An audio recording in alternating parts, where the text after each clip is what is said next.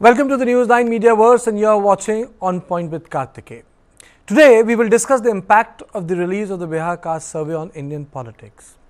Can caste survey results help the opposition take on the Narendra Modi-led Labharti politics? Secondly, will the survey push a reduced upper caste to vote in bloc like minority voters? Now, if you look at the data, it completely clears the picture. Certain castes have remained stable, some have reduced a bit, but the upper caste, if you look at the screen, it is a comparison with the 1931 original survey. It was done by the British, and then the 2023 data which has come. It shows that the Brahmins, they were 5.5 and the number was 3.7. Rajputs from 5.0, the number became 3.5. Caste 1.3 to 0.6. Bhumihar 3.6, the number is 2.9, and the total is 15.4, 10.6. The number has gone down. Let me play out the bite of Prime Minister Narendra Modi, who equated caste with Garibi like Indira Gandhi and spoke of Prime Minister Manmohan Singh. Just let me play out the bite. कल से कांग्रेस ने एक अलग लाभ आरोपना शुरू कर दिया है। ये कांग्रेस के नेता कहते हैं जितनी आबादी उतना हक। मैं कहता हूं इस देश में अगर सबसे बड़ी कोई आबादी है तो वो आबादी गरीब है, और इसलिए मेरे लिए गरीब ही सबसे बड़ी आबादी है और गरीब का कल्याण यही मेरा मकसद है। मैं सोच रहा था कि पूर्व प्रधानमंत्री मनमोहन सिंह जी क्या सोच रहे होंगे। भारत के पूर्व प्रधानमंत्री मनमोहन सिंह जी तो कहा करते थे कि देश के संसाधनों पर पहला हक माइनॉरिटी का है, अल्पसंख्यकों का है, और उसमें भी मुसलमानों का है। अब कांग्रेस कह रही है कि आबादी तय करेगी कि पहला हक किसका होगा। यानी क्या अब अल्पसंख्यकों का हक कांग्रेस कम करना चाहती है क्या? और आबादी के ही हिसाब से ही अब तय होने वाला है, तो पहला हक किसका होगा भाई? किसका होगा? आबादी किसकी ज्यादा है? किसका हक होगा? जरा कांग्रेस वाले स्पष्टता करें। क्या आबादी के हिसाब से हक मिलेगा क्या? तो क्या अल्पसंख्यकों को कांग्रेस हटाना चाहती है क्या?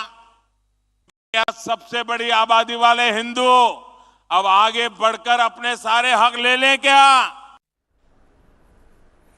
So, a great churning is going to take place in India, and this churning will decide how India will vote in 2024, and this churning will decide the fate of the BJP government. On this issue, I am joined by Ashwini Kumar, Professor Ashwini Kumar from Tata Institute of Social Sciences, and in the studio is my input editor Brijesh Pandey.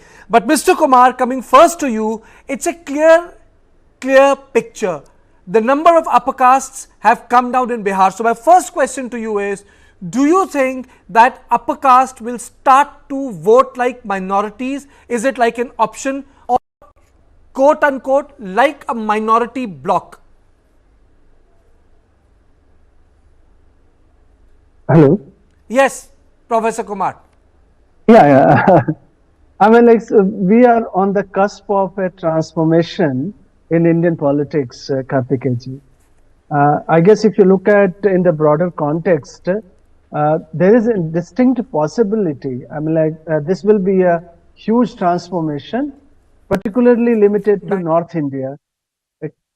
In South India, you have seen how the hegemony, the Brahmanical politics has disintegrated completely and disappeared. In North India, the social realities are different. So here, there is a possibility, and we can see that possibility happening, perhaps in some limited form in 2024, when so-called upper caste or forward caste, the Savarnas, there is a possibility that Savarna may go that way, where they start thinking themselves in terms of a minority voting bloc. And that bloc will completely change the dynamics of politics in India. That's the possibility that you cannot underestimate right now. You're basically saying it's going to change the dynamics of politics in India. Brijesh, my question to you is that will it break Bharatiya Janata Party's umbrella coalition? Because Bharatiya Janata Party's umbrella coalition is very, very unique. To put it, social Hindu unity plus inclusive Hindutva, in which umbrella politics is done. So do you think that the consequences of the caste survey can dent the social Hindu unity plus the idea of inclusive Hindutva? Well, Kartikeya, to be very honest, I don't see that happening. Because, if you look at the politics of Prime Minister Narendra Modi, and from 2014 onward, the kind of concerted effort which has been made by him, to reach out, to make a massive reach out to Dalit community, and also, divide the OBC voters into Yadav minus OBC voters and to aggressively seek out at other dominant OBC caste, it has worked wonders for them. And also given the fact that the Prime Minister himself is OBC, and also the kind of Labharti politics which is done and enjoyed by most of the EBC caste, honestly speaking, I don't see that happening. In 2019 election, if you take it for the last 4-5 general election, the percentage of OBC votes in favor of BJP has only increased. In 2019, it was 44%. So I think it's not like any people are shocked with the figures that has been thrown by the census. It's not like, we thought that, Yadavs are like 10% and the number has come to 14%. Most of the people were aware of the kind of percentage which is out, that Yadavs were 14, Muslims were 17, the total congregation is 32. Yeah, but if the opposition goes for target for those smaller groups of, the EBCs and all, that could be beneficial, but I don't see BJP being hit by this survey. Professor, the second part of the story is, do you think that this will lead to the call for doing away with the capping for reservation? जिसकी जितनी हिस्सेदारी, जिसकी जितनी आबादी, उसकी उतनी हिस्सेदारी. Do you think that this call will change the status quo on the cap? Like Tamil Nadu, 69%, hidden in the 9th schedule of the constitution. Kartikeya, I have been very consistent on this issue, I guess, for the last couple of years. And in fact, in a widely read piece, I argued about why the days of 50% cap are over, almost over. So in fact, if you look at, it's not about that we were expecting something spectacular in terms of Bihar survey or caste census, but this has become really critical point in Indian elections because, it clearly indicates, rather articulates the view which was perhaps buried in the politics, that this whole, positive or affirmative politics or social justice politics needs to be reconceptualization. And this reconceptualization will only happen when you look at, this 50% cap. This 50% cap looks like artificial. It's not like, cast in the stone. It's not like basic structure of the constitution.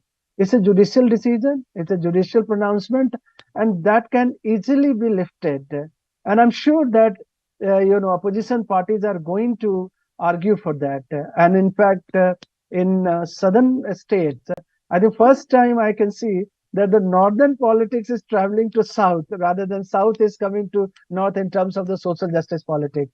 Bihar seems like, becoming once again heart of India in terms of setting the agenda for a lot of very crucial developments that would take place in Indian politics. This would bring me to another question, Professor, and then, Brijesh, you can get in. Rohini Commission, is it or can it be the trick up the Bharatiya Janata Party's sleeve? Because this commission talks about the minor castes, those who are part of the OBC or those who are part of the Pichda list, but they do not have substantial number or representation when it comes to the Labharti architecture of the government or the state governments. So do you think that that's where the trick is going to lie? That is the trick up the Bharatiya Janata Party's sleeve, the Rohini Commission, sir?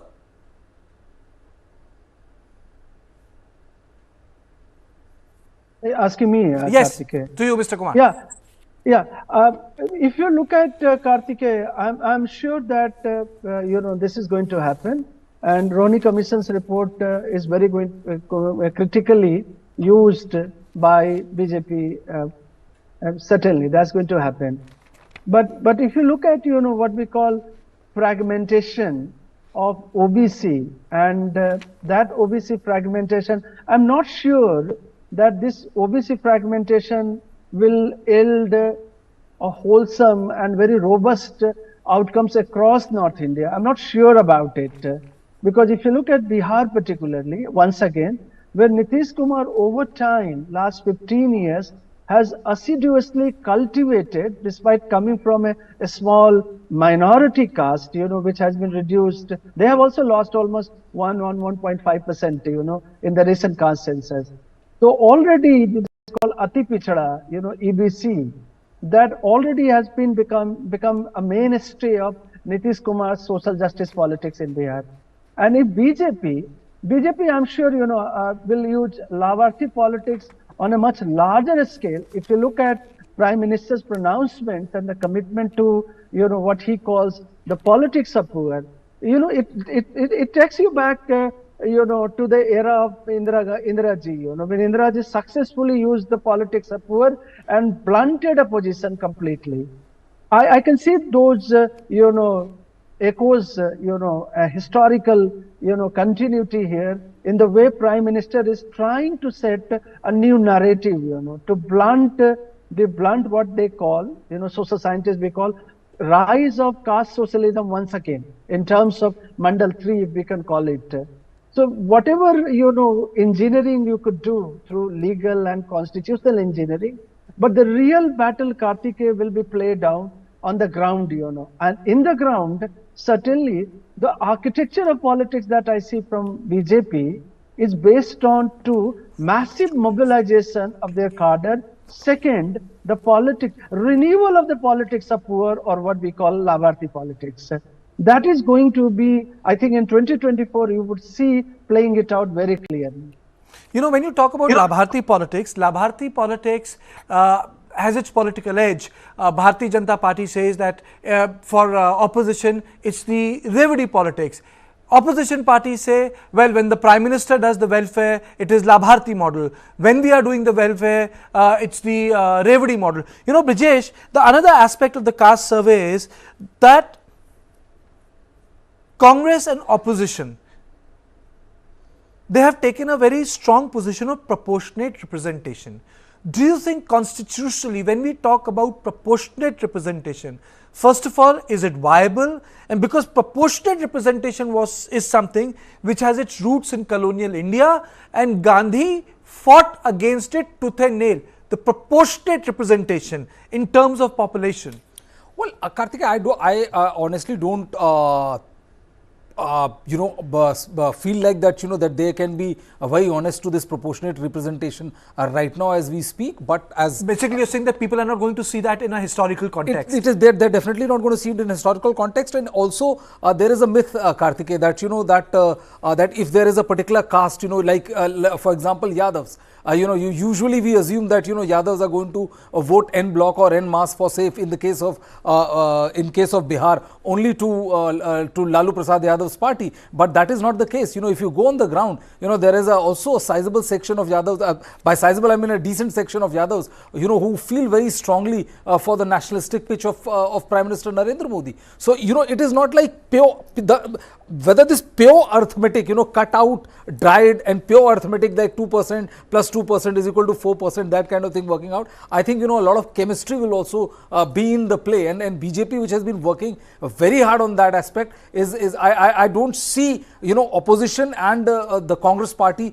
be able to defeat BJP on that particular plank. Because Rahul Gandhi, this was the first time, when he made this thing that, the only 3 OBC secretary out of the 90 OBC secretaries and all. But the fact of the matter is that, you are talking about right now, 8 months before the election, Prime Minister has been doing it from 2014 onwards. Okay. So consistency will also play its role. Let me play out the fight of the Prime Minister Modi again, because Prime Minister Modi, apart from attacking the opposition, also was trying to convey a point similar to Indira Gandhi.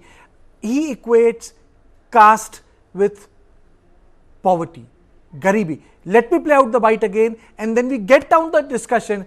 Can class, which the Prime Minister talks about, is it an antidote to caste, or is it's something which is not going to work in India? Let's play out that bite of Prime Minister again.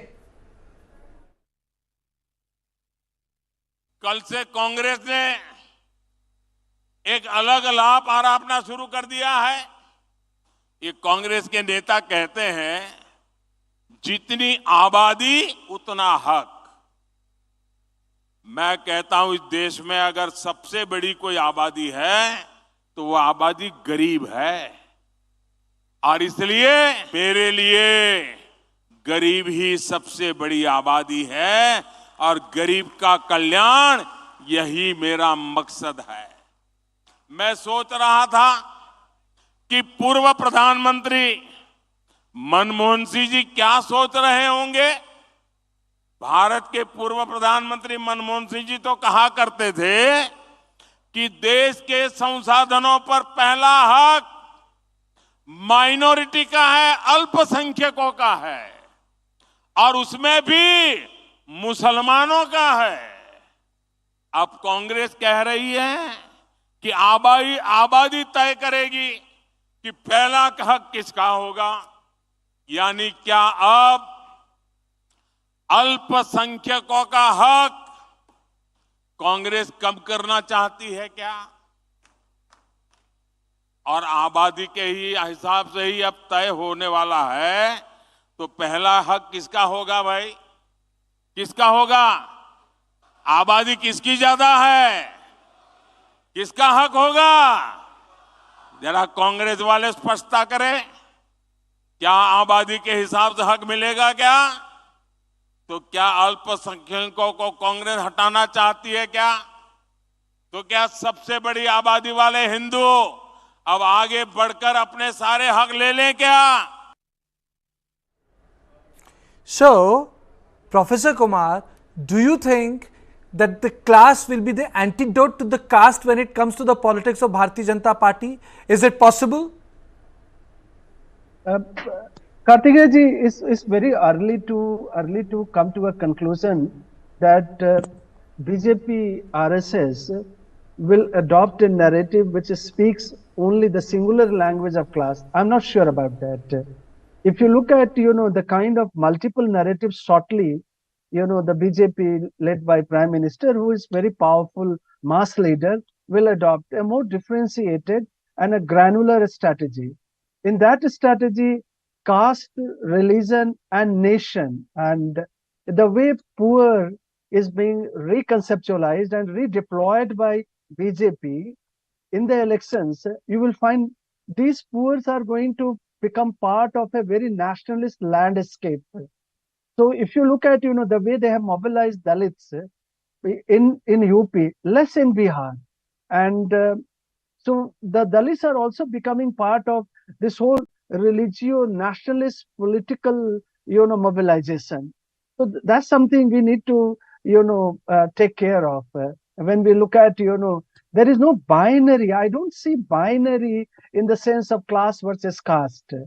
If you speak like a social scientist or a sociologist, caste is also a class. And in India, class also carries the caste element, being part of, the whole, upper class, upper caste, Brahmanical system. I think that is where, the politics, the new politics and the new mandal politics, will be qualitatively different from the 90s mandal.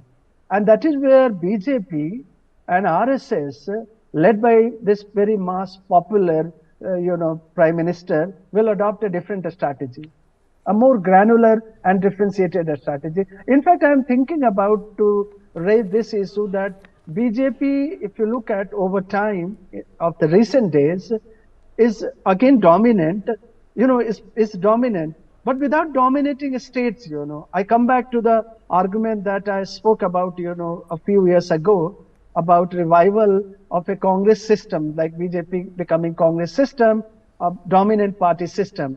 But if you look at the recent development, the way they are fighting state elections like Rajasthan, Madhya Pradesh and Chhattisgarh, BJP is still dominant, but without becoming dominant in the states. So that's something very interesting, and that will play out in 2024 elections. Parliamentary elections, continue to be dominated by Prime Minister Narendra Modi. But in the state elections, you will find Bihar census report will play out largely in state elections. Absolutely. Perhaps not in parliamentary elections as strongly. Are you saying that India is going to behave differently when it comes to state and center? And my second question to you is that is it going to be mandal versus kamandal 2.0, Brijesh? Well, I completely agree with the assessment of the professor that India voters behave differently when it is a national election, and they behave completely different when it is the Vidhan Sabha election. The fact is that what happens in 2004 will definitely not be what happens in 2025 in Bihar, in the context of Bihar, because they are the one who have released the caste survey. So in the context of Bihar, if this is the case, and there's also one angle that a local various factors come at play when people vote for national politics, and there are various angles which come to play when they vote for a state level election. The caste which you take for granted, or the affinity you take for granted at local level, doesn't actually reflect the same way in the national level. I think, as somebody very wisely said yesterday, because we are discussing this topic since yesterday, ever since the caste census came out, it will play out something like that. This is going to be a mandal versus a kamandal kind of a election, where people will, because when it is polarization of religion, it benefits the BJP. When it is pure polarization of caste, it might act against BJP. That is the play which we are getting to hear from Bihar. Professor Kumar, do you agree with this? Is it going to be mandal versus kamandal 2.0 version, or is something which we fall back upon like a pre-existing knowledge, or is going to be something different? I think, Kartikeya, it's not that simple that mandal versus kamandal will happen. Certainly, you add. Expect a surgical strike. I'm going to predict. Expect a surgical strike from Prime Minister, a political surgical strike. Expect within 90 days. And so, what is a political surgical strike? Expect that surgical. Hazard a guess. What is a political surgical strike? Two of you are sitting here. I'm a top journalist. I provoke you. That's very gracious of you. But then you can hazard a guess. Why do you want us to hazard a guess? And be proven wrong and laughed at. No, very kind of you. Yeah, the way the whole debate which played out, Bharat versus India. So if you look at the Prime Minister, when the special session of Parliament was called out, a lot of people were thinking about and speculating that this is going to happen. They are going to go for constitutional amendment. So something like that, is going to play out. That is where I'm repeating and again that you cannot underestimate, Prime Minister Narendra Modi, who is much larger than BJP, much larger than, and he has become, especially when it comes to parliamentary elections. If you look at his approval rating, popular approval rating, in terms of parliamentary elections, or just like a popular leader. That is why I'm asking that expect like, his 2020 cricket metaphor I'm using, wait for the final over and expect a surgical strike, political surgical strike. When we talk about a political surgical strike, what can be a surgical strike? Do you think that it can be like 2009, the loan which the Congress announced for the farmers? Do you think it's going to be like a big scheme? Because caste census has developed a life of its own. If you look at the politics of caste census, it is going to create parallels. Karnataka is going to come out with caste census. It's very, very clear that the upper castes have been reduced in majority in Bihar. It's a very clear survey. The Muslims have increased their strength in Bihar. It has become another talking point, but that's a debate for another day. So, Brijesh, caste census has a life of its own. The multiple threads are there for any political party to pick it up for a day and discuss it. Well, Kartikeya, it is, but I mean, I honestly don't see that. I honestly don't think that the BJP per se, the party per se, is not aware of the caste realities of Bihar, or the percentage wise, and how upper castes have been reduced to a minority. The joke in Uttar Pradesh, the state from where I come from, the joke is that that you are a megaphone. You amplify the voice, but the reality or the fact of the matter is that ever since Prime Minister Narendra Modi has come to power, slowly, the Brahman Baniya party has become the OBCization of the party has been complete. So it's not like that, that they were blind to the changing narrative, or they didn't understand or put into effect the kind of caste change or the change in caste calculus as it was in the state, and they have bridge dividend about it. One point which Professor is talking about, and which I completely agree, because it transcends all your I would say scheme or your calculation about 2 plus 2 is equal to 4. This is the popularity of the Prime Minister, and there are inherent contradictions at play when it comes to various castes as well. So if Yadav is going your way, it doesn't mean that you are going to walk away with the election. There are several subcastes within the OBC who will counter consolidate in your favor, and his popularity transcends. So that is going to be the biggest game changer for the BJP. I think the time is running out, but for me the bottom line is that the sub-categorization of caste is going to be a big thing when it comes to 2024. Most of the people in 1980s, 90s and early 2000 have grown up talking about Yadav, Kurmi, but to understand the subcaste between dominant OBC communities, the subcaste between the Dalits, the subcaste between the other communities will really be a game changer. Now, how people harness it is a completely different ball game. So this is all in the first part of my debate on point. Do not go away. It's time for a break. The next show is on Manipur. Has NIA changed the game in Manipur?